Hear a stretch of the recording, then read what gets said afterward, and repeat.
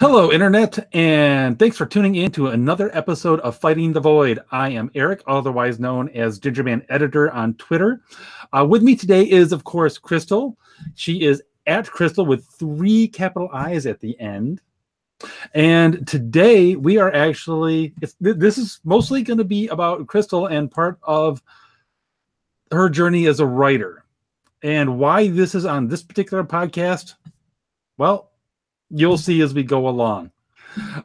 So, Crystal, go ahead. You had a brief, well, I don't know how brief it was, flirtation with the SJW mindset when it comes to writing. Yeah. Not that you went full on that way yourself, but you played with a mindset with your writing, if I understand correctly. Yeah. I definitely listened to the quote-unquote SJW writing advice, which those of you who aren't sure of what that specifically refers to, you can just think of SJW writing advice as basically writing advice that goes from not just encouraging you be diverse, but to the point of if you're not diverse or you don't do X, Y, and Z, then you're a terrible person. Or if you use X, Y, and Z words, you're a terrible person. Basically, if you don't do what they say is right and wrong, then you're a terrible person, which is really confusing because there's also a ton of almost infighting too with the SJW writing advice. Yes. Like some will say you should never do this, but others will say that's okay, but you can't do this. And so. And the rules change frequently. Now, before we get too deep into that, I was reminded earlier today, thanks to a tweet that you had shared, that not everybody is necessarily paying attention to the whole intersection of politics and culture like maybe we are. So, assuming any of those people have tuned in today, and if you are, and if you're not, if you're watching right now, I am watching the comments on the YouTube channel over at Fighting the Void over on YouTube, and of course I've got Twitter up as well. So if you got anything you want to say to me or Crystal, including bring whatever, bring whatever we're watching. Maybe we'll leave an answer. You never know. So anyway, what is for those who may not be aware? What the heck is an SJW? Because it's a term that just gets thrown around a lot. Yeah, and SJW is a social justice warrior, basically. And that's not to say that fighting for social justice is bad, but social justice warriors take it to the extreme, basically. So instead of fighting for equal rights, they basically become authoritarian with it. And it's also a matter of what one defines as social justice also. Yeah. I remember years ago, social justice was essentially defined as, as caring for the poor, essentially, and people who were in trouble, people who were in need.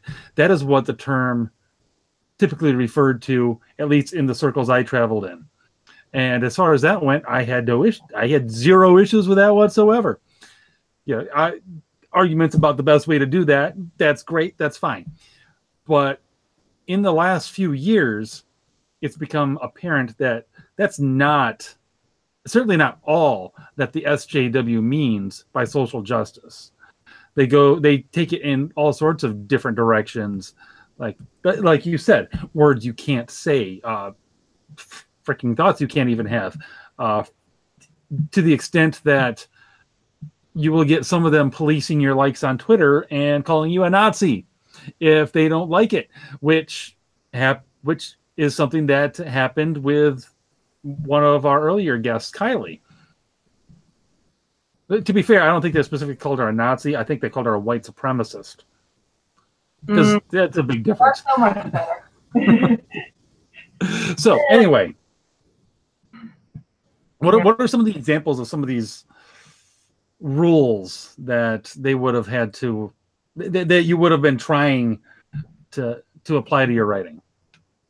I can't think of many. I tried to apply specifically. I just remember one specific instance of, and one I still kind of, I don't really battle with in my head today, but I kind of, I'm unsure about. It's around the time I was really taken into stuff was around the time I came up with the idea of my current TV pilot script, which I titled Purgatory. Mm-hmm.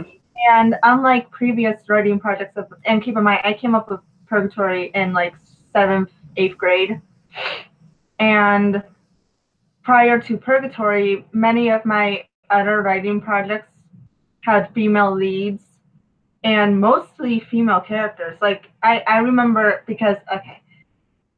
So I may have started like really creative writing with fan fiction. Like I have published fan fiction under a different course. I dabbled in fan fiction for a while. That's something I did for a period of time in 7th grade, I think. And I remember I even had a problem of having too many female characters in one of my stories. So so that was then. And then when I started with Purgatory is a majority male-led writing project. And around the time I was looking at, different writing advice and whatnot, that's when I stumbled onto a thing. You may have heard of it. It's called Tumblr. Yes, I'm familiar. Tumblr is notorious for being the home of SJWs. For those of you who are unsure of why. Right. Yeah. And that was also around the time where there was getting to be more and more of a push for more, not just female-led stories, but stories with a lot of females in it. Right. And it was kind of getting to me of like, is it bad I don't have many females in this? Should I change the way some of my characters are? But I can't change how I view the universe in this world, or else it doesn't feel right. So that was always another thing throughout the whole of reading the SJW advice is I would take it in and I always knew something was off with it, but because I'm a more agreeable person, well, I think I was more agreeable then than I am now. But I was more agreeable, and I really didn't like being made out to be a bad person if I went against it. So it really messed with my mind of like, I remember I had a friend reading Purgatory and whatnot, and I would constantly ask them, is it okay if most of them are male? Are you sure it's fine? Are you sure I shouldn't change them? And they constantly had to remind me of like, no, because if you do that, you're basically making the female character basically just props to be diverse. Right. You're checking a box just to check a box. Exactly. And letting someone else's rules dictate your writing. Yeah. Exactly. And I mean, now looking back on the stuff where you did try to play by those rules, and now where you're kind of like, yep, don't care so much. Yeah. How would you say that affected the quality of your writing? Oh, it's definitely better. It's definitely so much better, because not only do you go with what fits your story, because I don't know about other people or other writers, but I personally believe every story has its own, like, in a way, spirit to it. Right. And the story will always lead you to the way it needs to be, even if you wanted a different way. The story has its own being in a sense of what it has to be. And so it's not only improved because I've started listening to the actual story rather than rules or what I even wanted. Being worried about offending group X or Y or right. But it also upped my confidence in my writing too, because I believed in the story rather than what others were saying I had to do or else I'm a bad person. Now, what would you say is Is there like a popular, well-known example of one of these rules that some people just that is out there that people might recognize? I, I can think of one that's often talked about, which is pretty much the forced diversity. Okay. That's like the biggest one. The forced diversity, and where people say you need to insert people of color or women or LGBT to be more diverse. Mm-hmm. But a lot of people are trying to point out, while they're not saying you shouldn't do that. Of course, it's good to have representation. You shouldn't bash diversity just because it's diversity. Right. But you can't also you can't treat different genders and LGBT and people of color as props to right. Just to say, okay, I've got one of these, I've got one of those, I've got, let's see here, should I have two of these? Two. We'll have two. where it's just, yeah.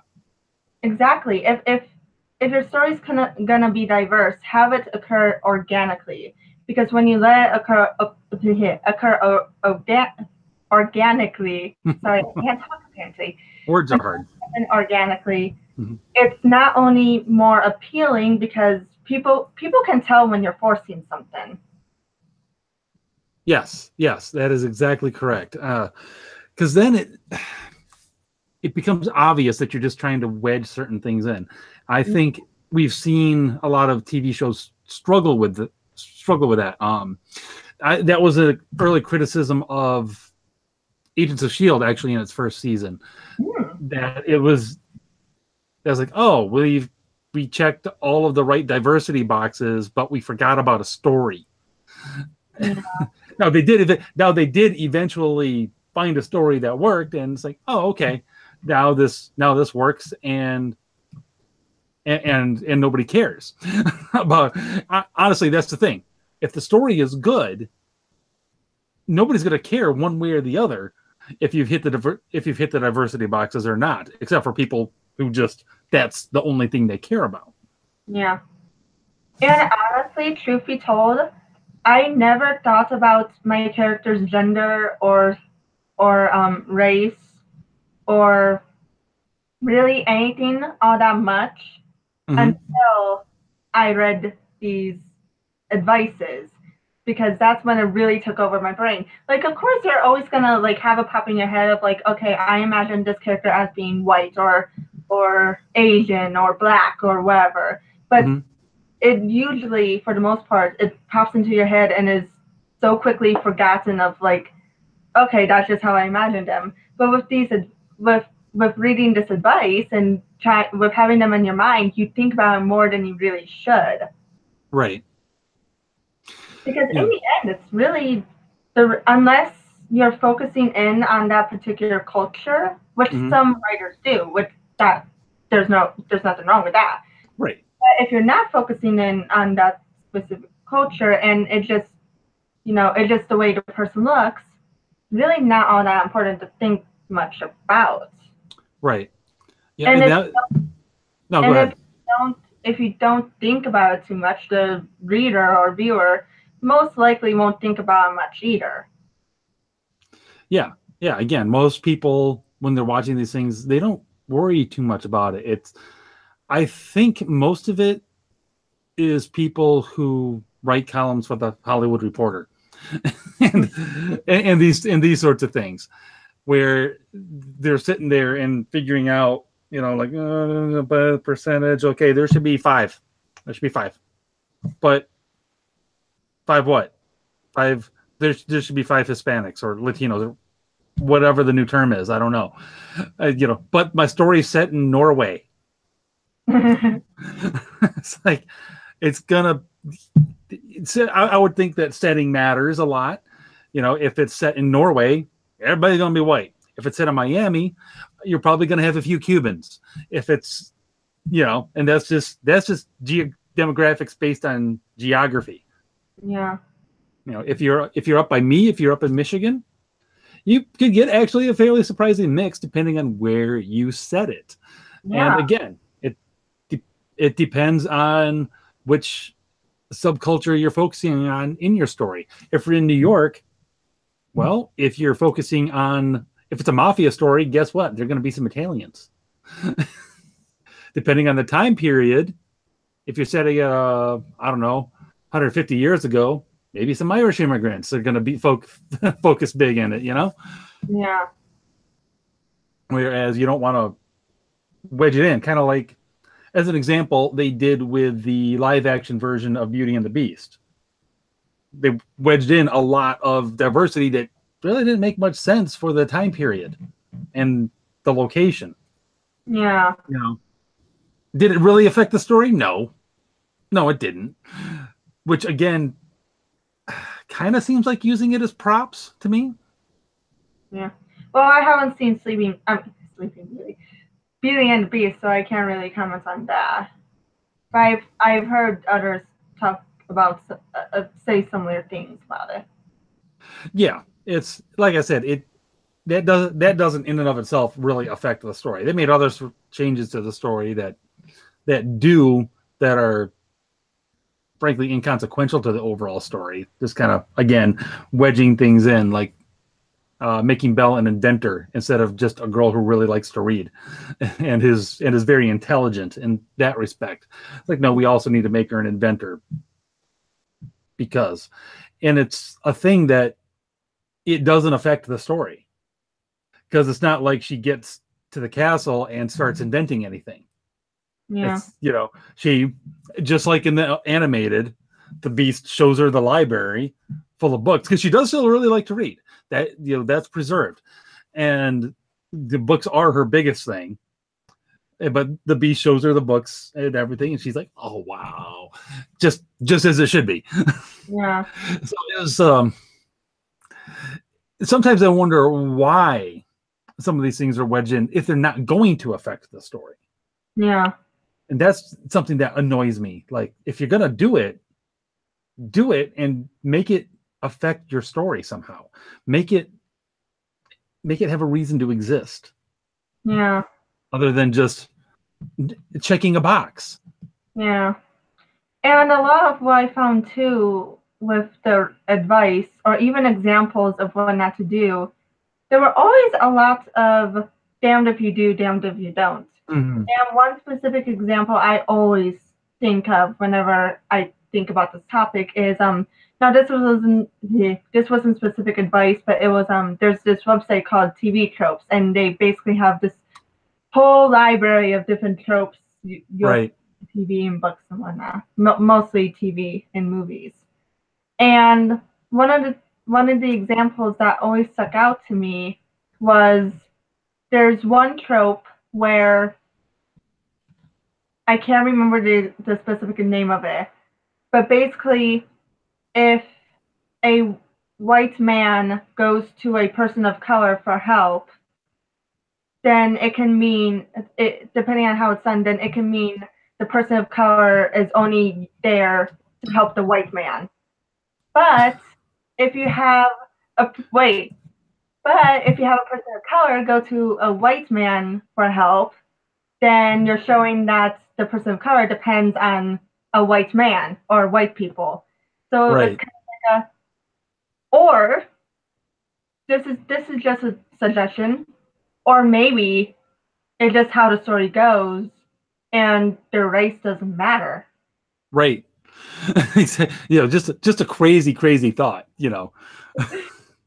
But yeah, I see exactly what you mean. You're damned if you do, you're damned if you don't in that situation.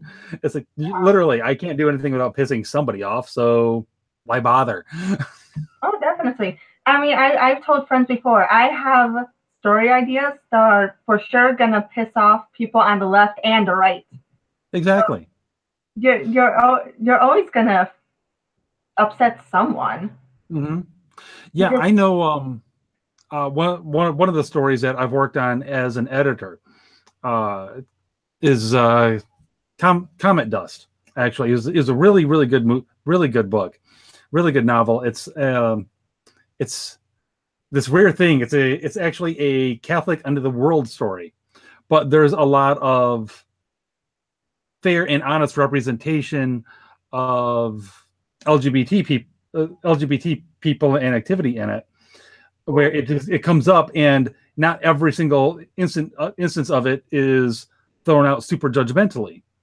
There's no endorsement. There's no specific like you're a horrible person, not or anything like that. And it would throw a lot of people off. It's because it works organically in the story. Yeah. More so, actually, it's same author, another book, Avant Nation. It's a dystopian future sort of thing. There's a that crops up there as well. And again, it's organic to the story. It makes sense in the world that she created that this would just be a thing. And she does it very well. Yeah. It's actually, like I said, reading her books, it's not something she hits exactly the right notes that are going to tick off some people. I mean, she's got plenty that would piss off left and right because she's letting her story tell the story. Yeah. She's not trying to wedge it into she's not trying to wedge it into any particular box. She's just letting the story grow. Exactly, which is what, in my personal opinion, is what every writer should do.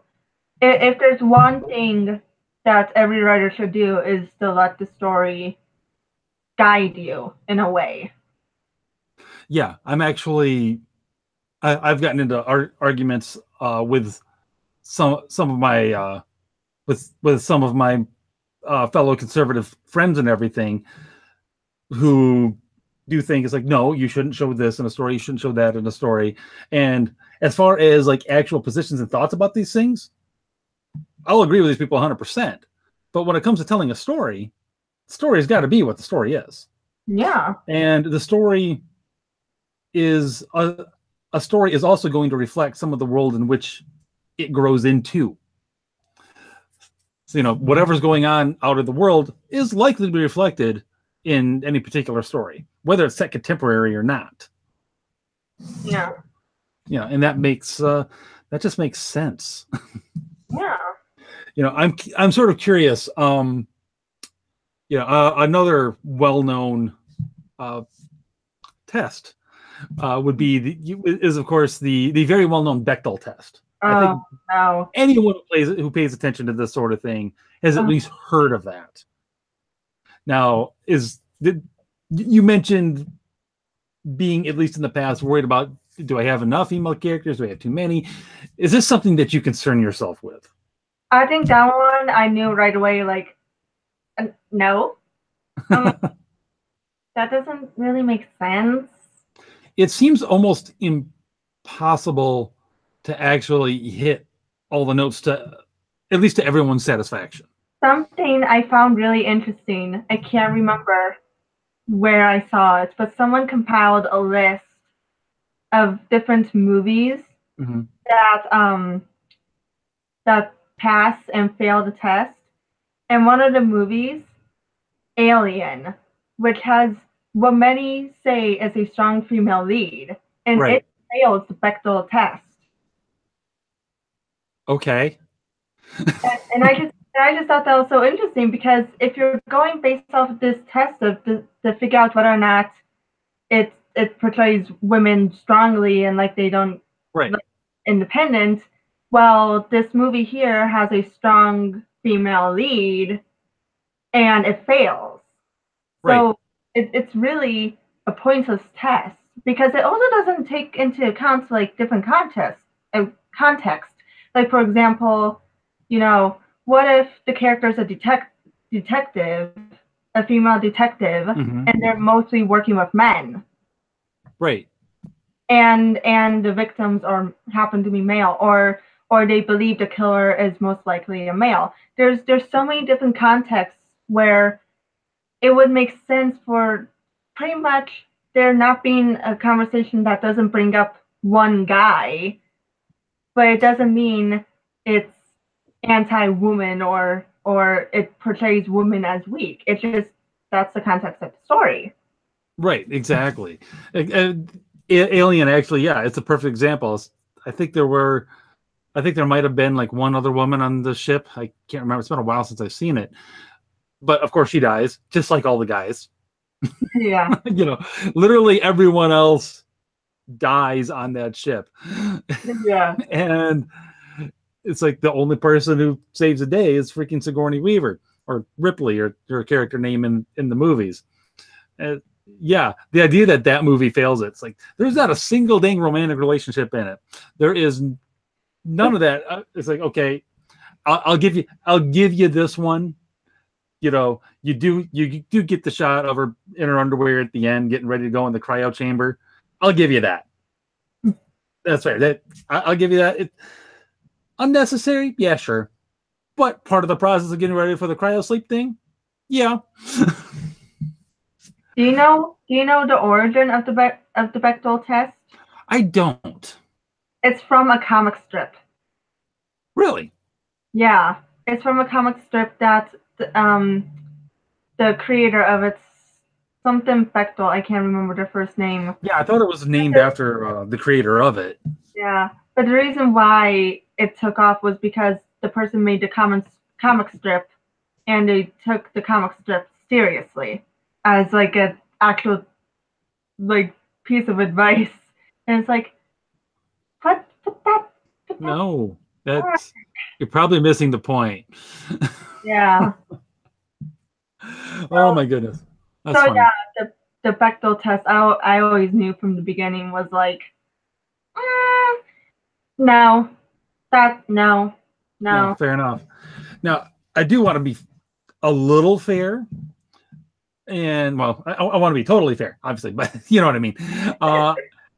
You know, to point out that the Bechdel test and those types of concerns, at least when it comes to the way women are portrayed in movies, I think grew in reaction to the action movie era of the 80s and 90s, where, yeah, most women in most of those movies were props, were essentially there strictly as a pretty as attractive window dressing romantic interest for the hero, usually played by Jean-Claude Van Damme or Steven Seagal. And overcorrection. Yes, yeah, and you know, and to be fair, when all the popular movies wind up going a certain way, I understand a reaction to that. That makes perfect sense to me. Now, have we completely swung too far the other way? Yeah, because now you can't find especially a dad, frankly, portrayed in film that isn't a bumbling buffoon or a horrible person. Yeah, that's something I think a lot of people forget, is that everyone has stereotypes. Everyone portray. There's always something where someone's kind of stereotypical. Yeah. Like the stereotype of white people can't dance, that men are bumbling idiots, that conservatives are Bible thumping, closed-minded people. It's like, right. Everyone has a stereotype. Everyone in some way or another is portrayed poorly. Yeah, and stereotypes do exist for certain reasons, because there's a little bit of truth to most stereotypes, but at this, you know, like, I can't dance, can't do it. Oh, dude, I can't. So you can? Yeah, you can. Oh well, you know what? You're making up for those of us that can't. Then you're welcome. But yes, thank you. I do prove the blonde one 100% true, though. Every minute of my existence. I find that difficult to believe. If that was true, we wouldn't be having this conversation right now. I'll take it. See, there you go. There you go. See, you're just breaking paradigms and such. breaking the glass ceiling. That's right. Breaking the glass ceiling of, I don't know, this podcast, I guess.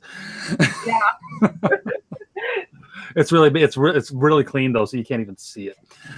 Right. It's almost like it's not there. Yeah. I know, right? But yeah, I mean, that's one of the things. I get the I get the desire to correct something that went too far one way at some point in time. But now we've gone so far that the strong female lead is essentially a man with better hair. Can I just say I really dislike the term strong female lead? Yes, like, you can.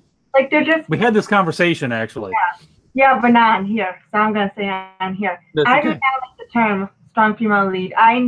Something always rubbed me the wrong way about it. Even when reading screenwriting advice and whatnot, it's like something about it always bothered me, and I figured out it's because I want strong characters.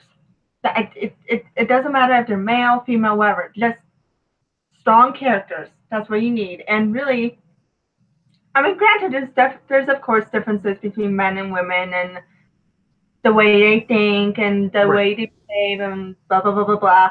But for the most part, the things you need to make a quote unquote strong female character is the same stuff you need to make a strong male character. You just need to make sure they're well developed, that they're believable, that they have their own mind, or really, if they're like my one character Evelyn, they're kind of a sheep. But like, you make sure they're 3D. That's really all you need to do for male and female characters. There really shouldn't be a distinction in my opinion.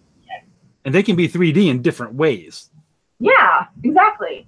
And that's another thing too. The almost infighting of what constitutes a strong female character would be gone if we just focused on creating strong characters, period. Right, exactly. Because I think where a lot of people get confused is when they hear strong female character, they think, oh, they have to be like independent and like a fighter and whatnot. It's like, no, like let's face it, there's weak women, like there's weak men, there's feminine women, just like there's more masculine men or masculine women or more in between women. Like there's so many different types of women. There's different types of men. Just focus on being 3D and you're good. Yeah, this is something that started to bother me.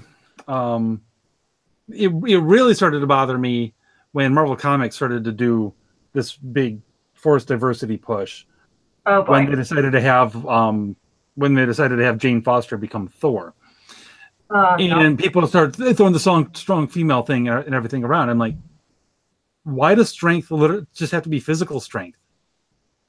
Why does the only way to value anyone, man or woman, why is the only value have to be found in how hard they can punch? Because that seems to be where we're going here.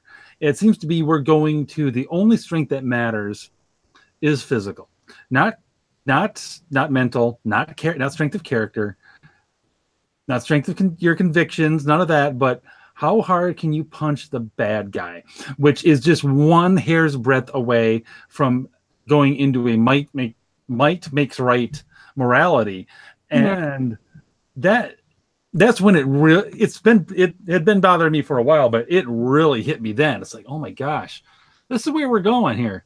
Meanwhile, that's about the time where I got really sick and tired of people taking male characters and making them female in the name of being feminist or diverse. It's like, no, that I wouldn't call myself a feminist or anything. I consider myself more of an egalitarian and blah blah blah blah. But if you're going to make female characters to represent women more, don't take the cheap way out. Don't take the easy route of just taking a male character and replacing them with a woman, or taking a franchise. And I'm sorry, I don't care if Ocean's 8 is a spinoff. You're still taking a franchise that has a established way of being, and you're changing it in the name of representation. I'm sorry, that's lazy. I'm just gonna put it out there. That's lazy. Yeah, it is. Let's be honest. If you really care about representation, you're going to come up with an original story with original female characters. so that way those female characters can have their own franchise to have their own name on. Right. Like the women in Ocean's 8 aren't gonna be the women in their own franchise. They're part of a franchise that's already been established. That's actually a really good point. I hadn't even thought of that in a way. Even if Ocean's 8 was a good movie, which most of the reviews seem to indicate not so much. I haven't seen it myself. It could be great. I don't know. But even if it is, they're still essentially in the shadow of George Clooney. Yeah. Honestly, I think I really have no interest in seeing it, and my favorite actors in it. Like I'm just done with the lazy way out of it, you know? Wait a minute. I didn't know Thorne was in that. Yeah, he's in it. Huh. I was completely unaware of this.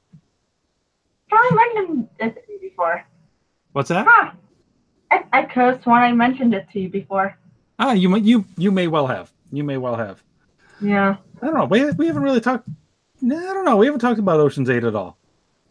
That's true. I mainly talk about it with other people. That's true. That's true. The one that we did talk about recently, where we had that conversation about the whole strong female character thing, was The Titan. It's a Netflix movie, and I specifically brought it up to you because the female lead in it, I was like, this is actually a strong female character done right. And she was, and I brought it up because I was like, okay, she's intelligent, she's strong-willed, and she's still feminine.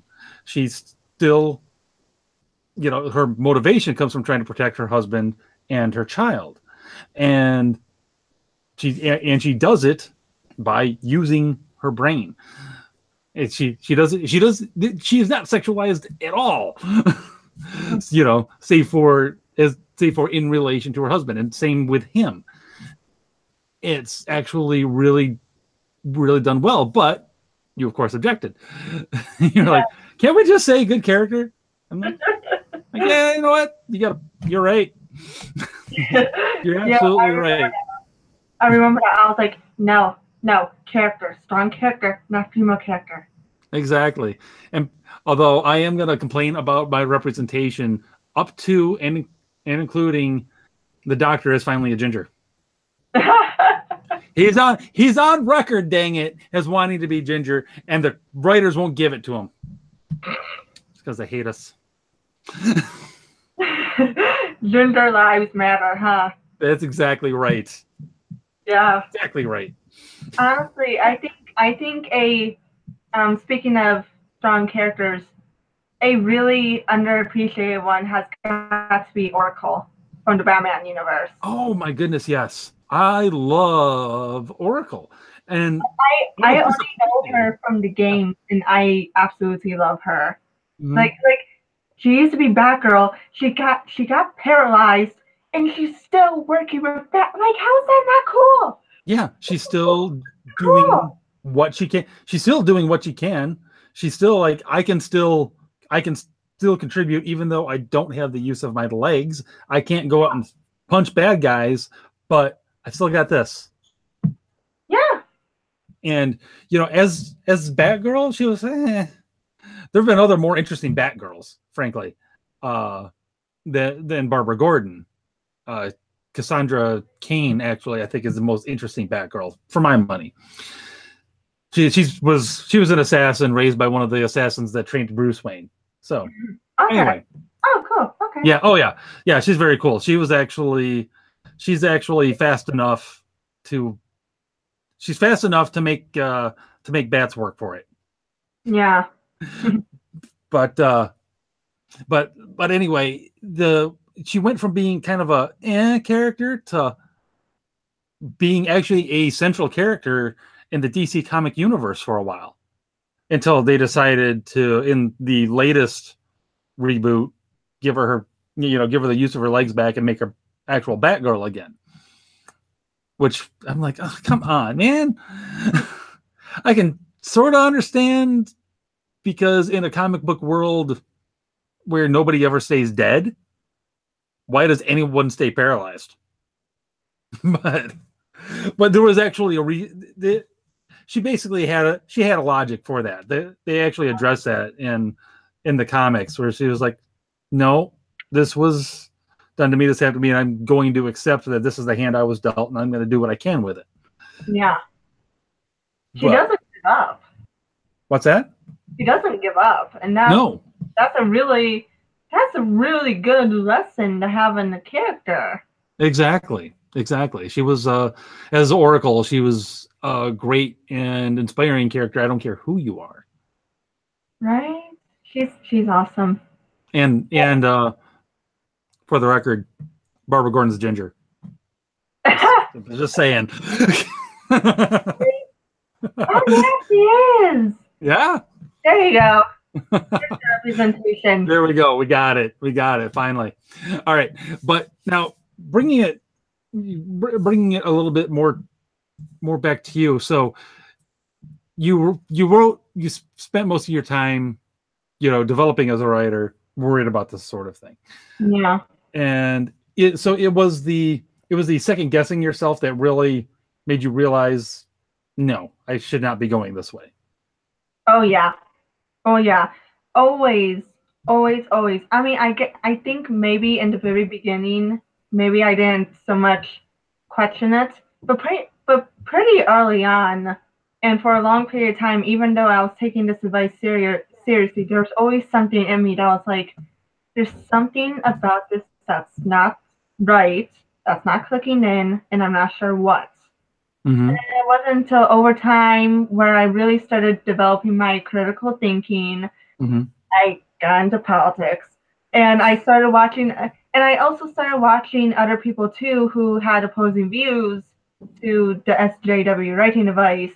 Mm-hmm. That really got me realizing, like, no, this is not the way to go with your writing.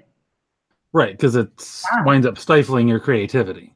Yeah, and I also found that a lot of times it was applying something where it really wasn't there.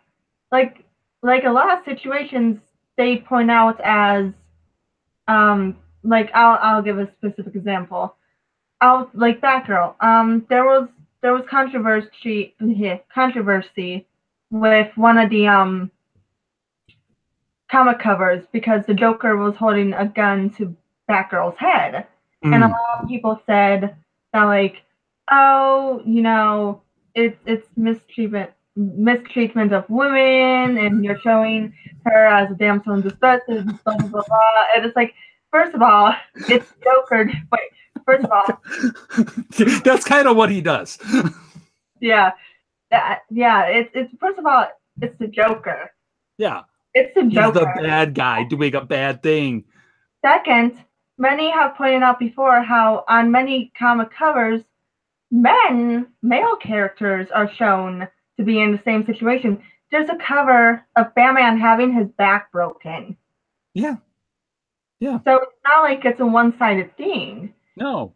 But, and another example that specifically applies to actual writing of it was there was a moment at one of the Comic-Cons for the Supernatural panel, and it was around the time of, cover your ears if you don't want to hear this, but when Charlie was killed off the show, at the Comic-Con of after that season, someone asked asked the producer, I think it was, why they pulled a girl in the refrigerator, which is a trope of basically just tossing a female character off to push along the male character's story.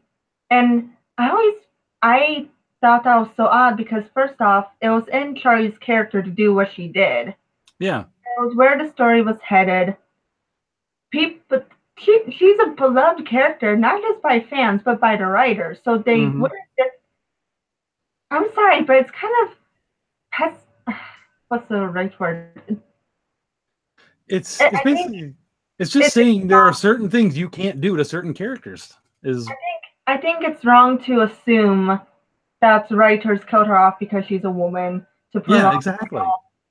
To prolong a male storyline. That's just the way the story went, and it didn't feel off to me. And the same thing happened with Game of Thrones, actually. And actually, at the Comic-Con, this didn't happen at the Supernatural one, but at the Game of Thrones one, one of the people spoke up. I can't remember. I think it was Maisie Williams. I can't remember. But one of them actually spoke up and said, I don't know, the male characters do go through a lot of crap too. Not just the female ones. Like right. the guy who's, he loses his junk. How many of them are killed off horrifically? Mm-hmm. How many? Like, there's so many things that happen to male characters within both of these units. Sam and Dean have died how many times? No one is having a good time in the Game of Thrones universe. No one is like, woohoo! Better you than me. Not even King Joffrey was having a good time, and he was the biggest jerk of it all. Yeah, exactly. It's like, that's definitely not a show where I would go and make at least not that argument against it. It's like, no one is no one's getting a good deal here. Literally, no one. Everyone's getting screwed over, both figuratively and literally, to be honest. Yeah, exactly. And it's interesting you brought up fridging, actually, because I was actually just thinking about that. You know where that term actually comes from? A comic book where that girlfriend was found in the refrigerator. Green Lantern. Green Lantern. It was a Kyle Rayner Green Lantern, and apparently that offended enough people where I was like, that now it's become a trope, if you will. And it's like, okay, but that could happen, and you do want motivation for your characters, and that's a pretty traumatic motivation that's going to motivate anybody.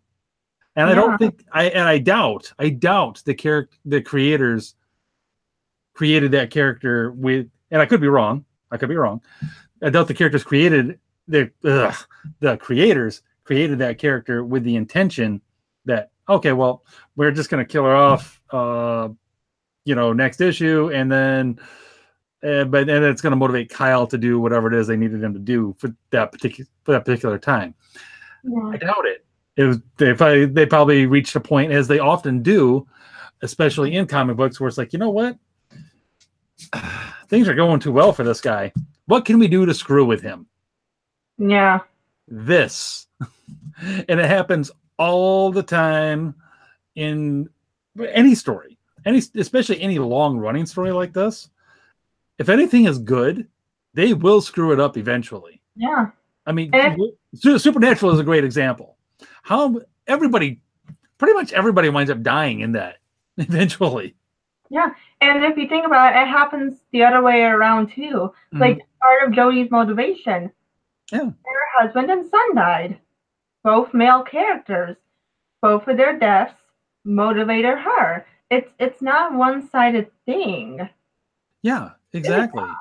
And often it's the desire for a man to protect his wife, his daughter, his girlfriend, or whatever, is the motivating thing.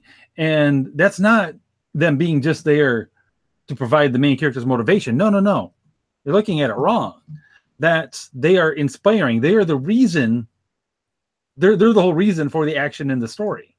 Mostly everyone deeply cares for their loved ones. So if you really want to hurt them, you go. Every villain in every movie and TV show knows this. You want to hurt someone, you go for the person or thing they most love. Mm-hmm. Exactly, and that's exactly why, to go back to Barbara Gordon, that's exactly why, way back in The Killing Joke, the Joker went after Barbara to break her father. Yeah. That was the entire reason that was the whole reason he did that. It wasn't, certainly there was no statement being made about women in that. It was a statement of, what's the most evil thing this evil bastard could do to break a good man? Yeah. And how dark and twisted can we go? Yeah. And it's this, and it does, yeah. I'm just glad that most of what was probably in the writer's head stayed in the writer's head and didn't make it onto the page. Yeah.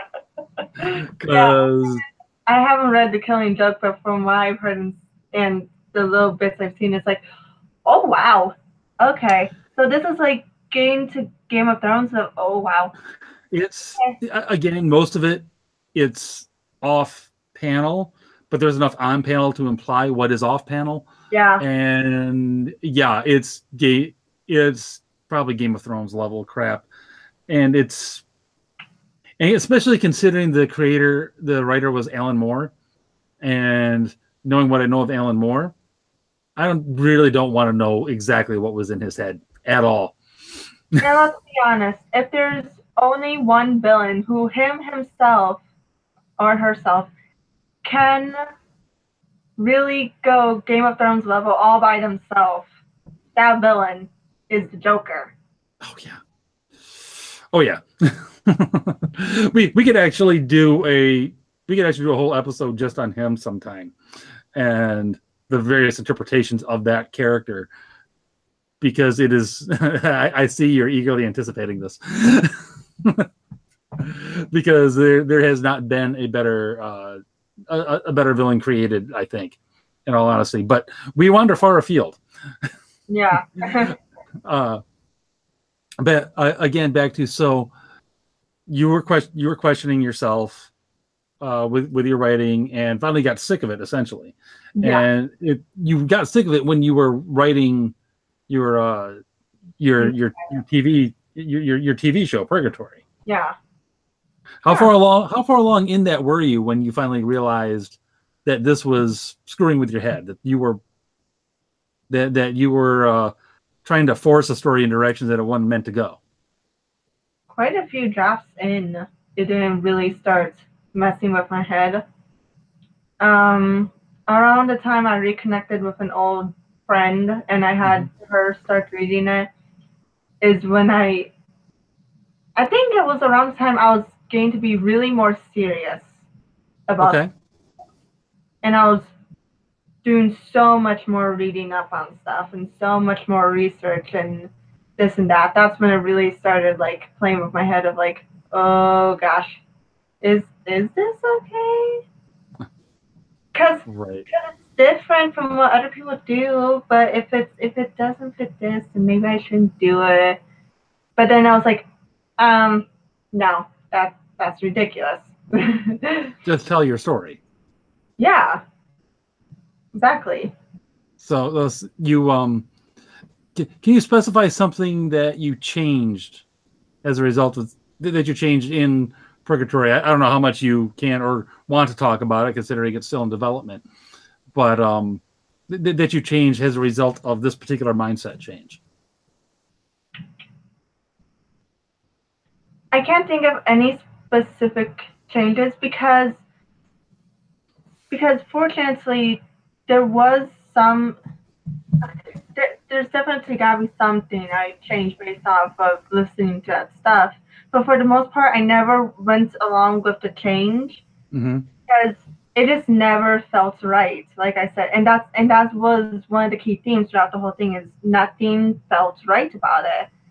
And but one of the biggest differences was I became more confident in my decisions. Like not only the majority male characters, but there's one character I was having a hard time picturing who she might look like, and I tried changing her to be a person of color because, well, okay, I'm having trouble imagining her who she would look like. So maybe if I do this, then I'll figure it out. Plus, be more diverse. And it's like forcing that just does not work. It does not. And so when I finally did figure out what she would look like and how it didn't fit along with the SJW writing advice, I was still more confident in it because it fit the story, and I knew that was what was most important, not shoving something in there just to have it. And funnily enough, I ended up adding another female character, not because of the SJW writing advice, but after I left that mindset because that's just what the story wanted or needed. So it actually freed your mind a little bit, so you could so the story could just go, and it's like poof. Actually, I'm now doing a better job of representing over here just by letting the story be itself. Yeah, I have a lot more. Granted, they're not gonna be too big of characters or players in this, but I have a lot more female characters in mind now than I did back then. That is interesting. That's very interesting, actually. Now, I'm curious. Why? Why is that? I don't want to frame the question too tightly because I don't want to lead you down or lead you to an answer. Yeah. I think it's because it allowed my creativity to be more free. Mm-hmm. It wasn't stagnant on trying to fulfill a quota or a box. It was more focused on what the story's path was. Was it? Would you say, and that it has something to do with the way you thought women had to be portrayed? Like before you were thinking, I have to portray a woman this way, whereas once you stop worrying about it and just let the characters be however they were, they sort of came into the picture more naturally. And I know I am way at risk of that being a leading question, but no, but that could be, because as I'm thinking of the female characters I've come up with now, they really don't fit what many would say you need to write a female character as. They're not going to pick up a 12-foot broadsword and strap on boob armor. No. No. Definitely not. Actually, that there is another dichotomy, I guess, within the SJW writing mindset. On one hand, we want the super badass female and still super sexy character, but that of course sexualizes and objectifies the character. Whereas, and not to mention, boob armor is impractical, people. I'm sorry, it just is. One, it's got to be harder to make. Two, it literally directs all of the any weapon strike directly to the central chest area, kind of where your heart is. It's a really bad idea. Yeah. No, From a fighting standpoint, it doesn't make sense. It's bad. Yeah. Yeah. So anyway, just a little aside there that popped into my mind. Yeah. But so okay, so what would be your favorite piece of fan fiction that you wrote and your least favorite? What's the one that makes you go, oh, that was so cool, I wish that was really an episode? And what's the one that makes you cringe and be like, I can't believe I ever wrote this? Oh boy. Okay.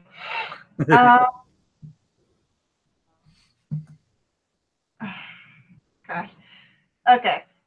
Well, my least favorite.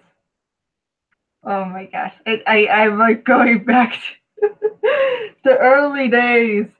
The young crystal Raider. It's gotta be this crossover I attempted to do.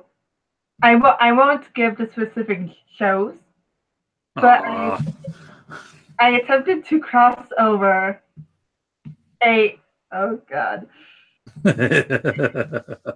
I can't even believe I thought this was a good idea. An animated kids show with a live action, more adult show. And I tried crossing them over for some reason. Like Supernatural and Scooby-Doo, for example? Okay, Okay, so it wasn't as bad as but yeah, I basically tried to pull a Scooby Natural while not making it as good as Scooby Natural. So that's gotta be my least favorite. Okay. My favorite has got to be, and I never finished this one because I never would stick to projects back then. But it was this really complex idea for the animated kids show, of course, that involved fairies and whatnot. And it was this really complex idea of I was basically expanding the show's universe in a sense. Like I was adding a whole nother dimension. I was changing up the origin of the universe. It was a pretty complex idea, and it's still my favorite. I still really like it to this day. Huh. Interesting. Yeah. I call it interesting because you, Crystal, adding in a whole extra dimension to the universe. We've had conversations before where normally that's something you avoid, like the plague. Yeah, I didn't say I always hated it, but most of the time, yeah, pass. Okay, fair enough. Fair enough. So most of the time. All right. So, you know what? Unless you have any other additional thoughts, actually, no. I want. What's the takeaway that you want people to come away from this with? What's the lesson learned here? The lesson learned, I think, should be always look at any piece of advice, not just SJW writing advice. Look at every piece of advice with a critical eye. Always think it through. Always think about if you feel something is off with it, think about what it is that's off, and also listen to your story, because your story knows what it has to be and what has to happen and who has to be there and so on and so forth. You just have to listen to it because it will guide you. You know, not all the time. Sometimes you'll get stuck, of course, but it'll guide you over time. And you're much more free listening to the story than listening to others' advices, especially SJW advices. All right. Well, there you go. You got it straight from somebody who tried to play that game and realized it sucks. Yeah. and is now better for it. Yeah. So, our next episode in 2 weeks' time is going, at least our next full episode. Maybe we'll get something small in between there. You never know. But our next full episode is, I believe, going to feature the Illuminated one from the world of Twitter, and we're going to be talking about immigration. So if this wasn't quite controversial enough for you, well, come on over in 2 weeks, and we'll see if you can fill your cup full of controversy. So